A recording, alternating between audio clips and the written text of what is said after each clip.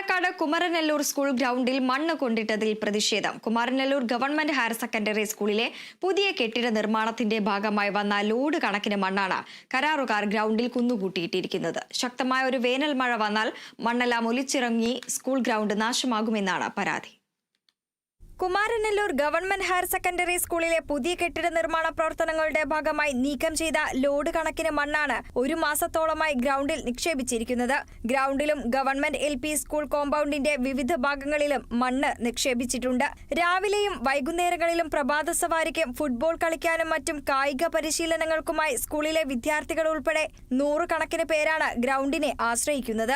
പാലക്കാട് ജില്ലയിലെ ഏറ്റവും മികച്ച ഗ്രൗണ്ടുകളിൽ ഒന്നായ കുമാരനെല്ലൂർ സ്കൂൾ ഗ്രൗണ്ടിലെ മണ്ണ് ഉടൻ നീക്കം ചെയ്യാൻ അധികൃതരോട് ആവശ്യപ്പെട്ടെങ്കിലും മാറ്റുന്നില്ലെന്നാണ് പൂർവ്വ വിദ്യാർത്ഥികളുടെയും വിവിധ ക്ലബ്ബുകാരുടെയും നാട്ടുകാരുടെയും പരാതി. എന്നാൽ മണ്ണ് ലേലം ചെയ്യാനുള്ള നടപടികൾ സ്വീകരിച്ചു വരികയാണെന്നും മണ്ണെല്ലാം ഉടനെ തന്നെ കൊണ്ടുപോകുമെന്നും സ്കൂൾ അധികൃതർ അറിയിച്ചു. Kerala vision news, Palakkad.